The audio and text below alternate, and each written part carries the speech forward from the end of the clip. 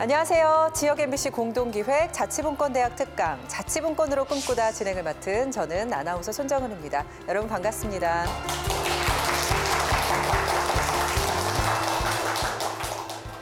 이번 프로젝트는 전국 16개 지역 MBC가 공동으로 기획했는데요. 오늘은 인하대학교 법학전문대학원 이기호 교수와 함께 이야기 나눠보도록 하겠습니다. 이기호 교수님 앞으로 모시겠습니다.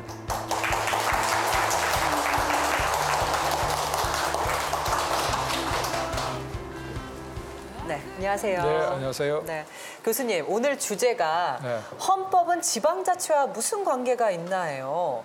그 관계에 대해서 굉장히 궁금해지는데 이 지방자치의 본질에 대해서 좀 쉽게 설명해 주실 수 있으시겠어요? 예, 그 지방자치라는 거는 지방의 일을 예를 들어서 뭐 부천의 일이라든지 광명시의 일이라든지 이런 일을 누가 처리하느냐에 누가 어떻게 처리하느냐에 대한 것입니다. 이것을 주민들이 자기 책임으로, 즉 자기 책임으로 외부의 간섭을 받지 않고 그 지방의 일을 스스로 처리하는 것, 그리고 책임을 지는 것, 이것이 지방자치의 본질이라고 볼 수 있습니다. 네, 아주 짧고 굵게 말씀을 잘 해주셨습니다. 그러면요, 현행 헌법은 지방자치를 어떻게 규정하고 있고 이 지방자치가 잘 실현되기 위해서는 헌법이 또 어떻게 바뀌어야 되는 건지 좀 더 심도 있는 이야기를 교수님을 통해서 들어보도록 하겠습니다. 박수 부탁드립니다.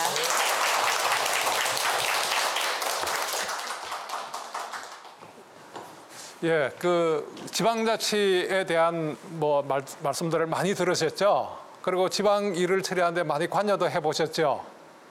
예, 그래서 우리가 이 지방자치를 헌법과 어떤 관계가 있느냐 뭐 이런 문제인데 쉽게 얘기하면 헌법이란 요즘 우리가 자동차 운전할 때 전부 다 내비게이션 보고 운전하죠? 이게 그 이 정치 주체들이 그 무엇을 어떻게 할 것인가에 대해서 이 방향을 제시해 주는 게 헌법이라고 볼 수 있습니다. 특히 헌법은 이 지방자치에 대해서 국회에서 법률을 정할 때 그 지침을 제공해 주고 또 행정부가 중앙정부가 지방에 대해서 뭐 여러 가지 이 감독을 한다든가 이럴 때도 그 지침을 제공해 주는 게 헌법이다. 이렇게 본다면 헌법은 이 지방자치에 대해서 근본적인 방향, 큰 방향 이런 거를 정하고 있다. 이렇게 볼 수가 있습니다. 예, 그래서 오늘 우리 헌법이 이 지방자치에 대해서 무엇을 어떻게 규정하고 있는가 이런 거를 우선 좀 설명을 드리고자 합니다. 그래서 우리 헌법은 헌법 제117조와 118조에서 이 지방자치를 규정하고 있습니다. 그런데 헌법의 내용에서는 자치란 말이 안 나와요. 거기에 유일하게 나오는 거는 지방자치단체는 주민의 복리에 관한 사무를 처리하고 재산을 관리하며 이 자치에 관한 규정을 정할 수 있다. 이게 이제 가장 중요한 핵심적인 부분이고요. 이게 117조 1항입니다. 그다음에 이제 2항과 3항은 이 자치단체, 지방정부의 조직을 어떻게 정하고 있는 것인가. 뭐 이렇게 이제 정한 건데 너무 이게 규정이 간단하다 보니까 이게 법률가들이 국회에서 법률을 어떻게 정하느냐에 따라서 이게 내용이 아주 공허하게 될 가능성이 있어요. 그래서 이 독일의 헌법학자인 칼 슈미트는 헌법상의 지방자치를 보장하게 되면 그것은 입법자라 할지라도 비록 국회라 할지라도 마음대로 정할 수가 없다. 그래서 지방자치의 본질적인 내용 이것을 훼손할 수 없다. 이렇게 해서 이런 이론을 우리는 제도적 보장 이론이다. 이렇게 얘기를 하는데 여기에 중대한 결함이 있습니다. 헌법에 상세히 규정을 해놓지 않으면 이 본질적인 내용, 지방자치의 본질적인 내용을 국회가 법률을 정하면서 훼손할 수 없다 이래 놨는데 그게 이론인데 뭐가 본질적인 내용이라는 것을 정할 수가 없어요. 그럼에도 불구하고 우리 헌법은 굉장히 추상적으로 정해놔서 정말 지방자치가 무엇인지 또 국회에서 이 지방자치권을 자꾸 이게 좁게 이렇게 해서 지방정부가 자기 책임하에 지방 문제를 해결할 수 없도록 자꾸 규제를 해도 이걸 풀 수가 없는 겁니다. 그래서 우리 헌법에서 이 지방 분권에 대해서 어떻게 규정하고 있는지 그 내용을 이렇게 살펴보면 세 가지 정도로 볼 수 있습니다. 첫 번째가 이 지방자치단체는 법령의 범위 안에서 지방의 사무를 처리해야 된다. 이 말은 이제 다른 말로 뒤집으면 뭘 의미하느냐? 정부는 지방자치단체는 주민으로 구성되기 때문에 결국 그 주민과 주민의 대표기관인 지방의회와 또 주민이 뽑아놓은 지방의 일꾼인 지방자치단체 장과 그 공무원들이 어떤 일을 집행할 때 국회가 정한 또 중앙정부가 정한 이 법률과 명령에 따라서 처리하라는 겁니다. 이건 좀 쉽게 얘기하면 지방정부는 국회와 중앙정부가 시키는 대로 해라. 시키는 대로 해라. 이런 뜻입니다. 그다음에 두 번째, 헌법 37조 2항. 이것도 이제 지방자치하고 굉장히 관계가 많은데요. 헌법 37조 2항은 이렇게 정하고 있습니다. 국민의 자유와 권리를 제한할 때는 법률의 위임이 있어야 된다. 그러면 지방자치단체가 아까 헌법 117조 2항에서 말씀드렸듯이 그 자치에 관한 규정을 할 수 있다고 해놨지만 헌법 37조 2항은 해석하면 어떻게 되느냐 하면 이 법률로서 국회가 법률로서 지방자치단체가 이러이러한 조례를 정할 수 있다는 것을 미리 정해놓지 않으면 지방자치단체는 주민의 권리 제한이나 의무 부과 이런 걸 할 수 없다는 뜻입니다. 이 말은 쉽게 얘기하면 뭐냐면 지방자치단체는 국회와 중앙정부가 법률과 명령으로 시키는 대로만 해야 된다. 그래서 양자를 결합하면 뭐냐면 우리 헌법은 지방정부에게 이렇게 명령하고 있습니다. 주민이 지방의 일을 처리하되 중앙정부와 국회가 시키는 것만 해라. 시키는 대로만 해라. 그러면 이제 그러니까 이제 우리가 지방에서 일을 하다 보면 많은 것을 할 수가 없게 되는 겁니다. 그래서 나는 이제 그것을 이 국회와 이 중앙정부가 법률과 명령을 통해서 지방정부의 손발을 묶어놓고 있다. 이제 이렇게 얘기를 합니다. 그래서 지방이 무슨 일을 하고 싶어도 여기에 걸려서 일을 못하고 또 저기에 걸려서 일을 못하고 또 법률적인 근거가 없어서 일을 못하고 이래서 지방의 일이 잘 처리되지 못하고 지방정부는 또 주민들은 열심히 우리 지방 문제를 해결하고 싶은데 이 헌법에 가로막혀서 일을 못하는 그런 경우가 많습니다. 그러면 중앙정부는 지방정부의 일을 지방정부에 여러 가지 문제들이 있는데 그것을 어떻게 해결할지 그 방법을 알고 있냐 하면 잘 모르고 있습니다. 중앙정부는 사실 외교, 국방, 이 통화, 금융, 무역 이런 큰 문제를 처리하게도 사실은 힘이 붙이는 거죠. 그런데 정말 지방에서 쓰레기를 어떻게 치울 것인지, 어린이 놀이터를 어떻게 관리할 것인지, 우리 지방의 어느 지역을 상업지역으로 하고 어느 지역을 녹지역으로 할지 이런 걸 일일이 알 수가 없거든요. 그럼에도 불구하고 이것을 법률에서 미리 정해놓지 않으면 지방정부는 일을 하지 마라 하는 게 지금 우리 헌법의 이 규정의 근본적인 내용입니다. 그렇기 때문에 한편으로는 주민들은 우리 지방의 일을 우리가 스스로 처리하겠다 이러는데 이제 중앙정부에서 그거를 할 수 없게 어렵게 이렇게 만들어 놓고 있는 거죠. 예를 들어서 지방자치를 실시하는 많은 나라에서 우리 지방에서 세금을 얼마를 거둘 것이냐, 지방세를 어떻게 거둘 것이냐 하는데 우리는 그것을 다 뭘로 정해야 됩니까? 법률로서 정해서 주민들이 정할 것이 없습니다. 그러나 이제 그 지방자치를 제대로 실시하는 나라들을 보면 예를 들어서 스위스나 이런 나라들 보면 지방세를 스스로 정하죠. 그래서 우리가 올해는 이 학교를 신축해야 되니까 이거를 신축하기 위해서는 돈이 얼마 더 들어간다. 그러면 우리가 세금을 얼마 더 걷어야 된다. 이런 거는 이제 주민들이 스스로 정하는 거죠. 그런데 우리는 그런 거를 법률이 정해지는 대로만 이렇게 가야 되니까 지방의 그 손발이 이렇게 묶여 있는 이런 셈이 되는 거죠.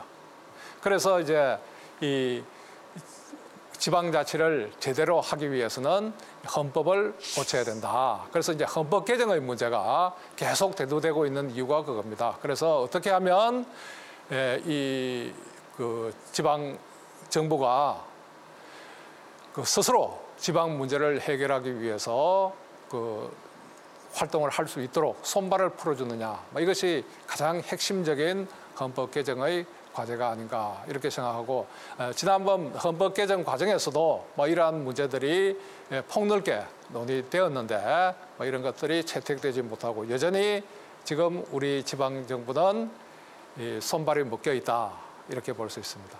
이것은 어떤 면에서 지방 정치인들에게 아주 편리한 것이기도 하고 아주 고통스러운 것이기도 합니다. 우리가 지방 선거에서 당선된 정치인들이 자리만 보존하겠다, 또 권력만 행사하겠다, 이런 입장에 있는 지방자치단체장들은 이렇게 생각할 겁니다. 굉장히 편리하다. 왜? 지방에서 무슨 일을 하자고 주민들이 자꾸 제안하면 법에 근거가 없어서 못한다. 또 이 법률의 규정에 어긋나기 때문에 이런 일을 못한다. 이래서 일을 안 하는 핑계가 될 수 있습니다. 그러나 일을 열심히 하려는 지방 정치인들이나 주민들의 입장에서 보면 정말 답답한 겁니다. 중앙에서 이렇게 법령을 정해놓은 이런 걸 따라가면 지방 문제가 해결이 잘 안 되고 또 잘못된 방향으로 갈 수도 있어요. 그래서 주민들은 더 좋은 방안을 가지고 있어요. 우리는 이렇게 해결하면 우리 지방을 더 잘 발전시킬 수 있다. 또 우리 주민들의 행복을 더 잘 정진시킬 수 있다. 이런 방안이 있는데도 불구하고 그걸 할 수가 없는 겁니다. 그래서 이 손발을 풀어달라. 그리고 우리의 운명은 우리가 개척하겠다. 정말 이 지방의 발전, 주민의 행복 이런 거 우리 스스로 하고 우리가 해결한 것이 잘못되면 우리가 책임을 지겠다. 그리고 잘 되면 우리가 그 혜택을 향유하도록 하겠다. 그래서 그거를 자기 책임성이라고 그럽니다. 잘 돼도 우리 책임, 못 돼도 주민들의 우리 책임. 이렇게 지방자치를 확대함으로써 이제 국가는 이제 지방의 세세한 문제 신경 안 써도 되니까 국가의 큰 일에 집중할 수 있는 겁니다. 외교나 국방, 통상 이런 데 집중하면 중앙정부도 아주 세세한 일을 처리하느라고 골머리를 안 할라도 되고, 그러니까 부담이 줄어드는 거죠. 그러면 중앙정부도 큰 일에 집중할 수 있기 때문에 국가도 잘 굴러가고, 또 지방은 지금까지 무슨 일을 할 의욕이 강해도 또 아이디어가 있어도 이거를 실현할 길이 막혀 있었어요. 그런데 이게 풀리게 되면 각 지방마다 이 주민 행복 정진과 지역 발전을 위해서 많은 노력들을 할 수 있고 또 실험을 할 수 있는 겁니다. 그래서 우리가 지금까지 개혁을 논의할 때 이 개혁은 중앙정부가 방침을 정해서 지방이 잘 실행해야 되는 이런 걸로 인식을 했습니다. 그런데 그동안에 많은 중앙정부가 개혁 방안을 냈지만은 중앙정부에서는 요란하게 굉장히 열정을 가지고 추진하는데 지방에 가면 전부 다 탁상공론이 되어버리는 거죠. 그래서 그냥 통계만 보고했지 실제로는 아래는 안 바뀌는 이런 현상이 나타나는 거죠. 그건 왜 그러냐면 그 지방에서 그러한 개혁이 절실하지 않기 때문입니다. 또 그 지방의 발전에 도움이 안 되기 때문입니다.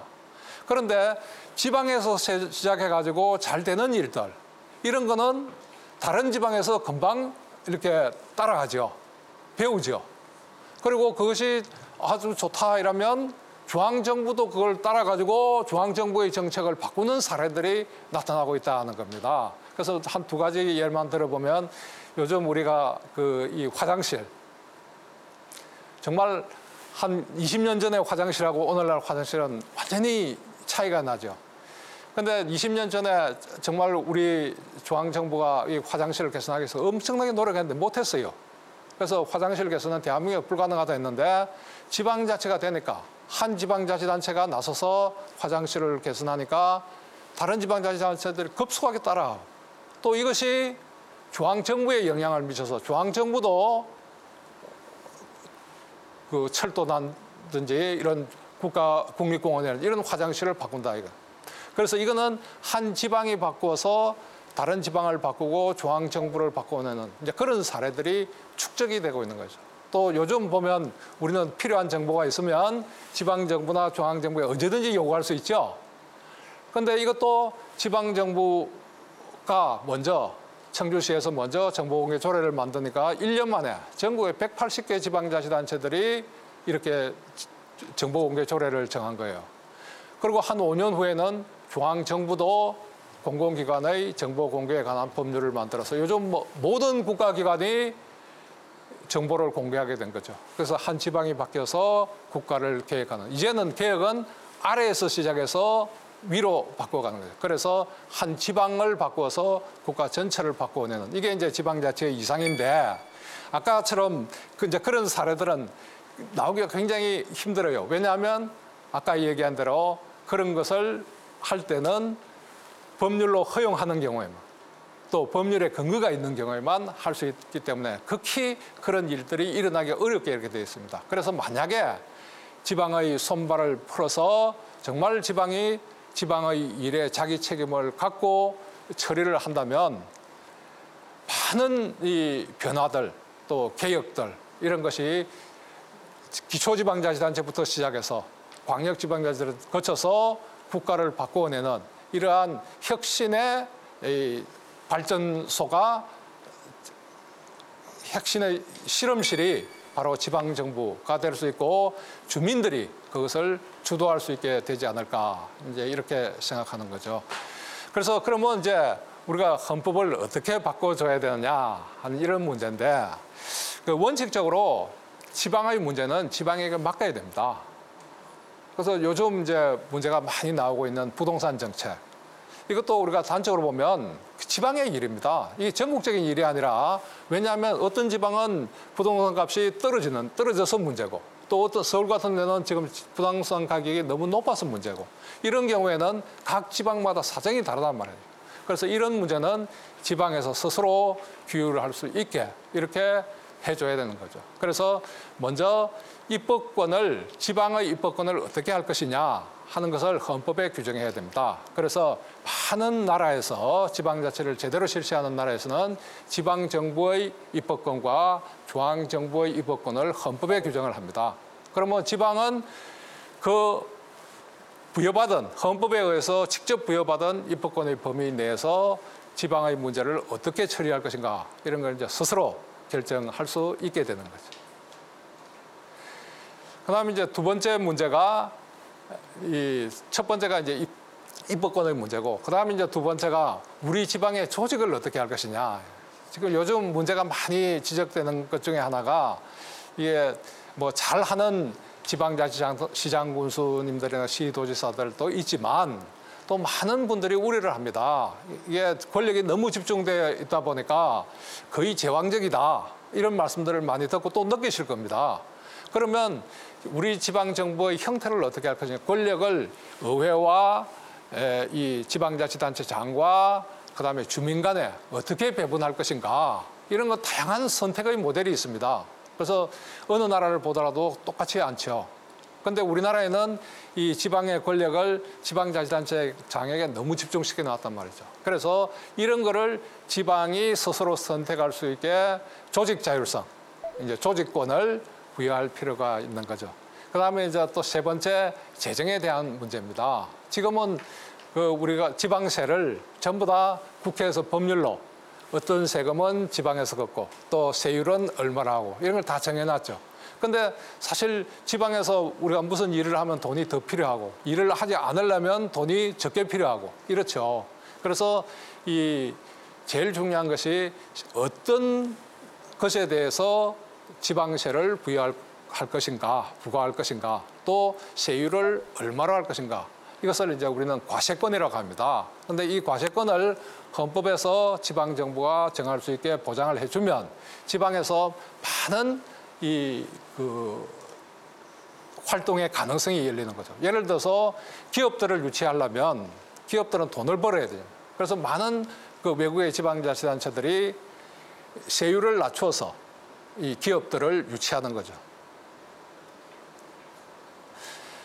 이제 그런 거를 이제 할 수도 있고 또 우리 지역에 이제 돈이 많이 필요하게 되고 또 어떤 뭐 복지 사업을 중요시한다 이러면 세율을 높일 수도 있고 뭐 이런 거를 지방에서 스스로 결정할 수 있게 재정 자율성, 재정권을 이제 지방에게 부여하는 뭐 이런 것들이 굉장히 중요한 개헌의 과제라고 할 수가 있죠. 근데 이제 많은 분들이 이렇게 우려를 합니다. 이제 특히 그 지난번 그 국회에서 개헌특위를 구성해서 개헌 작업을 할 때 많은 국회의원들이 이렇게 얘기를 합니다. 우리는 지방분권을 해본 경험이 없지 않느냐. 그러니까 이 지방분권, 지방자치가 시기상조다. 우리는 하기 어렵다. 이런 말들을 많이 해요. 근데 이제 그래서 제가 그때 그 자문위원으로 관여했기 때문에 이런 얘기를 했습니다. 의원님, 우리나라에 민주주의 해본 적이 있습니까? 우리가 민주주의를 해본 적이 없기 때문에 민주주의도 그러면 포기를 해야 됩니까? 그런데 우리는 이 과거에 1960년대 영국의 한 칼럼니스트가 이렇게 썼어요. 대한민국에서 민주주의가 꽃피기를 기대하는 것은 쓰레기통에서 장미가 피기를 기대하는 것과 같다. 이런 말을 했어요. 그냥 불가능하다 했어요. 그런데 오늘날 어떻게 됐습니까? 이건 국민들이 민주주의를 위해서 헌신적으로 노력하고 투쟁하고 이렇게 함으로써 지금 많은 나라에서 이 대한민국처럼 민주주의를 발전시키고 싶다 할 정도로 우리의 민주주의는 성숙했죠. 지방자치도 마찬가지입니다. 우리가 비록 늦었지만 우리 국민들의 역량이라는 것은 정말 세계 선진국 어느 나라에 못지않은 국민적인 역량을 가지고 있습니다. 이 자치도 제대로 해서 지방의 일은 지방에서 책임지고 처리해라. 이렇게 손발을 풀어주면 아마 세계에서 가장 그 모범적인 그러한 자치국가로 거듭날 수 있지 않을까 뭐 이런 생각을 해봅니다. 그래서 우리가 이제 이 지방자치를 통해서 우리는 도대체 우리나라를 어떤 나라로 만들고 싶으냐 하는 것인데 우리가 원하는 국가는 어떤 국가겠습니까? 우선 국민들이 행복한 국가여야 되겠죠. 그런데 우리가 보면 우리나라 그 매년 3월 20일 날 보면 유엔에서 각 나라의 행복 지수를 발표를 합니다. 원래 우리나라가 54위였죠. 이것은 우리나라 국민들이 행복하지 않다는 것을 반증하는 그런 자료죠. 그다음에 또 국민들이 원하는 것은 잘 사는 나라입니다. 번영하는 나라, 경제적으로 잘 사는 나라. 그런데 우리가 세계적으로 보면 국민들이 행복하고 또 나라가 번영하는 그런 나라들 이렇게 보면 대체로 지방 일은 지방에서 처리하고 나라 전체의 일은 중앙정부가 집중적으로 처리하는 이런 지방분권적인 국가들이 그렇다 하는 겁니다. 예를 들어서 스위스, 독일, 미국 뭐 이런 나라는 굉장히 국민소득도 높고 또 국민들의 생활에 대한 만족도 이것도 높다는 겁니다. 그래서 이제 나는 이러한 국가를 오뚜기형 국가다 이렇게 얘기하는데 우리가 어릴 때 많이 가지고 놀았던 오뚜기 보면 그 비밀이 어디 있습니까? 던져도 발로 차도 계속 일어서죠. 그 비밀은 무게의 중심이 아래에 있다 하는 데 있는데 그 한 나라도 이 무게의 중심을 아래에 두면 그런 나라에서 국민들이 행복하고 또 그런 나라에서 나라가 번영하더라는 겁니다. 그래서 한 나라에서 무게의 중심, 이거는 권력입니다. 권력이란 이 문제를 누가 결정하느냐, 어디서 결정하느냐 하는 권력에 관한 문제이다 하는 겁니다. 그래서 그 권력이 이 머리에 있으면 이건 한번 쓰러지면 다시 못 일어섭니다. 오뚜기도 머리의 중심에 무게의 중심을 놓으면 못 일어나죠. 마찬가지입니다. 그래서 이 권력을 아래에 둘 때 그런 나라가 오뚜기형 국가가 될 수 있다는 겁니다. 그 아래에 둔다는 건 바로 지방에게 또 국민들에게 그 지방의 문제를 결정할 수 있는 권한을 준다 하는 것을 의미하는 거죠. 이렇게 되었을 때 이제 지방이 이제 활기를 찾기 시작하는 겁니다. 지방이 활력을 가지고 그 지방의 문제를 스스로 해결해야 하는 거죠. 지금 우리는 모든 지방의 문제도 중앙의 손길이 미치기를 쳐다보고 있는 거죠. 그런데 그렇게 해서 잘 해결이 안 되죠. 그래서 이제는 지방의 문제는 지방에서 책임을 지고 해결하도록 해줘야 되는데, 이것을 위한 첫 번째 과제가 헌법을 개정해서 이제 지방의 손발을 풀어주는 것. 그래서 중앙정부가 시키지 않아도 우리가 지방 발전을 위해서 필요하다면 스스로 입법을 하고 또 그것을 스스로 집행할 수 있는 권한을 부여하는 것. 뭐 이것이 헌법 개정의 핵심적인 과제이고, 또 그것이 우리 국민의 행복과 나라의 번영을 위해서 반드시 필요한 과제가 아닌가, 그렇게 생각합니다. 헌법을 개정한다는 말씀을 들으니까 또 많은 분들이 또 이렇게 얘기합니다. 헌법을 자주 바꾸면 어떻게 하느냐. 그래서 헌법은 자주 바꾸면 안 된다, 뭐 이런 주장을 하시는 정치인들 또 국민들이 있습니다. 그래서 제가 이 다른 나라들을 살펴보니까 예를 들어서 스위스 같은 경우 1848년 헌법을 제정한 이후에 지금까지 150여 차례 헌법을 개정을 했습니다. 지방자치에 대해서는 연방 헌법에 규정을 하고 있는 것이 아니라 칸톤 헌법에 규정을 하고 있습니다. 이 칸톤 헌법도 매년 개정이 됩니다. 그렇게 보면 스위스에서는 1년에 수차례 헌법 개정이 일어나고 있다 하는 거죠. 그다음에 독일의 경우도 보면 독일은 1949년에 헌법이 제정됩니다. 지금까지 60여 차례 연방 헌법이 개정됩니다. 거기는 또 16개의 주 헌법이 있기 때문에 주 헌법도 수시로 개정이 됩니다. 이렇게 보면 독일도 1년에 수차례 헌법 개정이 일어난다. 그래서 앞에서 제가 헌법은 자동차의 내비게이션과 같다. 내비게이션과 같다. 그래서 이 새로운 건물이 생기거나 새로운 도로가 생기거나 있던 도로가 없어지면 그때 헌법을 내비게이션을 업데이트 시켜줘야죠. 바꿔줘야죠. 우리 헌법도 마찬가지입니다. 우리 헌법 환경이 바뀌면 그때 헌법을 개정해 줘야 된다 하는 겁니다. 그래서 헌법 개정은 필요한 때는 언제든지 해야 된다 하는 겁니다. 자, 오늘 강의는 이상으로 마치도록 하겠습니다. 감사합니다.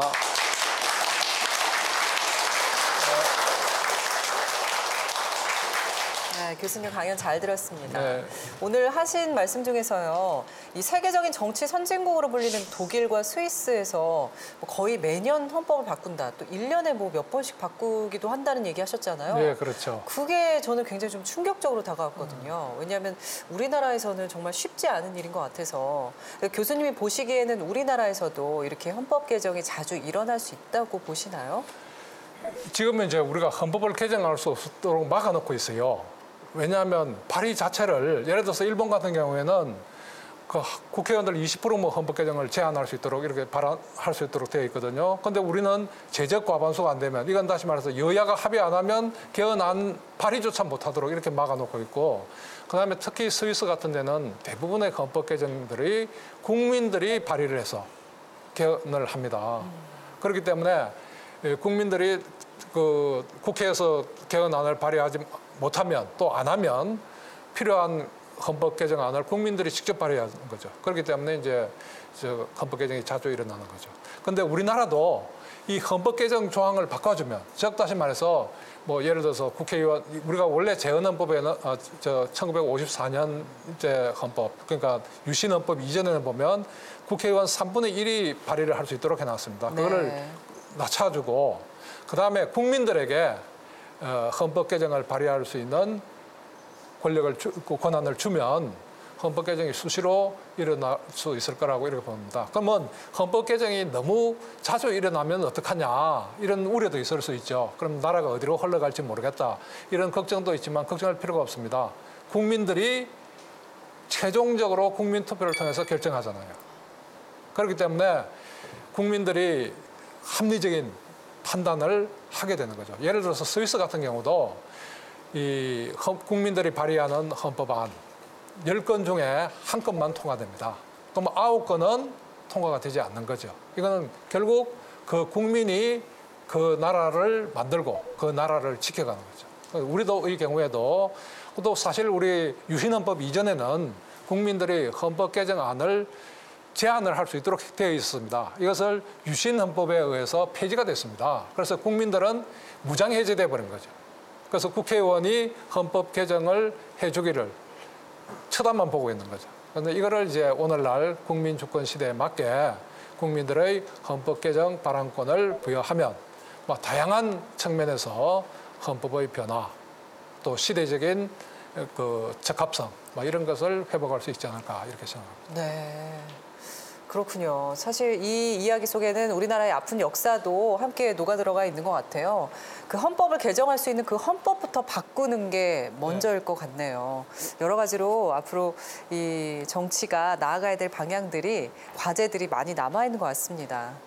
네, 그러면요, 여러분께서 이야기 많이 들으시면서 궁금한 점들이 있으셨을 것 같아요. 궁금한 점을 저희가 한번 여쭤보도록 하겠습니다. 예. 교수님께서 말씀하시기를 헌법이 개정되지 않으면 자치분권이 실현되지 않는다고 지금 강의를 들었습니다만 그러면 중앙정부가 자치 실현을 위해서 어떻게 무엇부터 바꿔야 되는지 교수님께서 한 번 더 말씀해 주시면 고맙겠습니다. 예, 제일 중요한 것이 지방의 문제를 지방이 주도적으로 해결할 수 있도록 하는 겁니다. 그러니까 정책 자율성, 정책을 지방에서 스스로 결정할 수 있게. 이건 정책은 뭘로 표현되냐면 이 입법으로 표현됩니다. 법률이나 조례로 표현되는데 이 조례 제정권이 너무 제한되어 있습니다. 지방에. 그래서 이 지방에서 필요한 조례를 지방이 스스로 정할 수 있도록. 그럼 여기는 두 가지입니다. 하나는 법률의 근거가 없어도 지방에서 자발적으로 조례를 정할 수 있도록 풀어주는 것이고요. 두 번째, 지방의 문제에 대해서 이 국회하고 중앙정부가 너무 세세하게 규정하고 있습니다. 그래서 지방의 자치사무에 대해서는 법률의 규정에 불구하고 지방에서 다른 정책을 입법화할 수 있도록 이걸 풀어주는 겁니다. 그게 이제 우리 제주도 같은 경우는 특별자치도 하면서 일부 조항을 풀어줬어요. 법률의 규정에 불구하고 제주도에서는 달리 정할 수 있다. 이렇게 했더니 제주도에서 많은 변화들이 일어나고 있죠. 마찬가지로 이제 제주도에서 실험을 우리가 해봤으니까 이걸 전국적으로 확대시켜도 괜찮다 하는 걸 우리가 확인한 거죠. 예. 네, 그렇군요. 대답이 잘 되셨습니까? 예, 교수님 잘 들었습니다. 네. 예. 네. 또 질문 있으신가요? 네. 그 교수님 강의를 듣고 그 지방하고 중앙 정부가 지금 서로 그 협력을 해서 문제 해결을 하면은 가장 좋을 것 같다는 생각을 했는데요. 그렇게 하기 위해서는 어떤 방법들이 있을까요? 예, 그 우선 제일 중요한 거는 우선 역할을 나눠야 됩니다. 역할을 명확하게 중앙정부는 중앙정부의 일을 하고 지방정부는 지방정부의 일을 하고 이것이 명확하지 않기 때문에 지금 막 이게 서로 이제 간섭이 심하게 되고 자치적으로 활기차게 일을 할 수 없는 거거든요. 그걸 나눠놓고 그 다음에 이제 지방 중에는 그 지방의 능력으로 처리할 수 없는 경우가 있습니다. 예를 들어서 세원이 너무 빈약해서 이 공무원 월급도 주기 어려운 이제 그런 지방들도 있죠. 그런 지방에 대해서는 정부가 이 격차를 해소하는 이런 차원에서 지원을 해줘야죠. 그래서 그렇게 역할을 나누면 자연적으로 중앙정부와 지방정부 간의 협력도 일어나게 되는 거 아니냐. 그래서 지방이 할 수 있는 일은 지방에 맡기고 지방이 할 수 없는 경우, 지방에서 할 수 있는 여건이 안 된 경우에 비로소 정부가 지원해준다. 이렇게 생각하면 될 것 같고요. 그다음에 이제 국회에서 법률을 정하더라도 이 법률의 거의 60% 내지 70%는 지방에서 집행합니다. 따라서 지방에서도 국회나 중앙정부에서 정한 법령을 충실하게 집행하는 이것도 굉장히 중요한 협력의 한 고리가 되는 거죠. 그런데 우리나라에서는 정말 이 지방 정치인들, 지방 공무원들이 중앙정부가 정한 법령을 잘 집행하고 있어요. 그렇기 때문에 그런 점은 더 이상 염려를 안 해도 될 것 같습니다. 네. 우선적으로는 중앙정부와 지방의 역할을 확실하게 분리하는 게 가장 첫 번째가 아닐까 싶네요. 네. 네. 얘기 잘 들었습니다. 또 혹시 질문 있으신가요?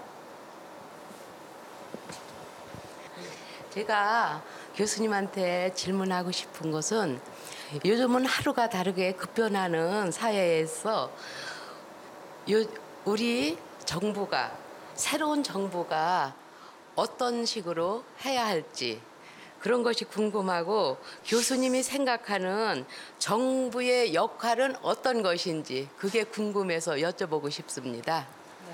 예, 급변하는- 정부라는 게 중앙정부를 말씀하시는 건가요? 예. 그러니까 이 급변하는 사회 속에서 새로운 정부 역할이 필요하다는 말씀을 해주신 것 같아요. 예, 그 이제 정부의 새로운 역할이 무엇일까? 뭐 이런 말씀이시죠. 예, 정말 이게 시대에 따라서 이 지방자치가 어느 정도로 되어야 되는지 다릅니다. 만약에 우리가 그 개발도상국이면 사실 강력한 중앙집권이 필요할 수도 있어요. 왜냐하면 그때는 이 국가 발전 방향을 중앙정부가 정하고 정말 일사불란하게 집행하는 그런 게 필요하죠. 그런데 오늘날은 중앙정부도 지방을 어떻게 발전시켜야 될지 정답이 없습니다. 그렇기 때문에 이제 지방 문제는 지방이 스스로 정답을 찾아서 나가야 되고 중앙정부는 지방이 찾은 이 발전 방안이라든가 이런 지방 정책을 지지하는, 지원하는 그런 역할로 바뀌어야 되지 않을까 이렇게 생각하고요. 그 대신에 중앙정부는 오늘날 이 지식정보 사회에서 굉장히 많은 일들이 지금 감당하기가 어려운 정도가 되어 있습니다. 그렇기 때문에 중앙정부도 지방 일은 지방에 맡겨놓고 정말 중요한 외교나 국방, 통상 이런 큰 문제에 집중하도록 역할을 바꿔줘야 되지 않는가 이렇게 생각을 합니다. 그러니까 우리 사회가 발전하면 발전할수록 이 지방 정부에 더 힘을 실어주고 그 역할을 할 수 있게 해줘야 된다. 네. 그런 말씀이신 것 같아요. 그럼 시간이 흐를수록 점점 더 그 역할이 강화가 돼야 되겠네요. 예, 우리나라에 많은 영향을 미쳤던 그 분이 외국 분이 한 분 계시죠. 토플러. 이 토플러는 우리나라에 대해서 특별한 관심을 가졌어요. 그래서 1970년대까지 그때는 중앙정부가 나름대로 잘 작동을 했다. 그러나 지식정보사회가 된 지금은 그러한 중앙집권적인 국가 운영 체제 자체가 작동을 안 한다. 그렇기 때문에 국가의 이 운영 체제를 과감하게 바꿔줘야 된다. 그 방향은 결정권을 분산시켜서 중앙정부의 부담을 덜어주고 지방정부가 지방의 문제를 스스로 알아서 처리할 수 있도록 지방분권을 강화해야 된다. 이런 말씀을 했고요. 또 재미있는 건 우리나라에서뿐만 아니라 우리가 굉장히 지방분권 국가라고 생각하는 미국에 대해서도 미국이 이 불황을 극복하고 이 세계 선도국으로 남고자 한다면 지금 연방정부가 가지고 있는 많은 권한들을 지방정부에 넘겨야 된다. 이런 말을 한 적이 있습니다. 네, 그렇군요. 네, 오늘 좋은 강의해 주신 이기호 교수님께 다시 한번 박수 부탁드립니다. 네, 감사합니다. 고맙습니다. 한 나라의 흥망성쇠를 결정하는 가장 중요한 요인 중 하나가 바로 정치 제도가 아닌가 싶고요. 이 정치 제도의 핵심이 바로 헌법입니다. 오늘 이렇게 중요한 헌법과 지방자치의 관계에 대해서 좀 더 깊이 있게 이해할 수 있는 시간이었습니다. 오늘 헌법은 지방자치와 무슨 관계가 있나는 여기서 마무리하도록 하겠습니다. 시청해주신 여러분 고맙습니다.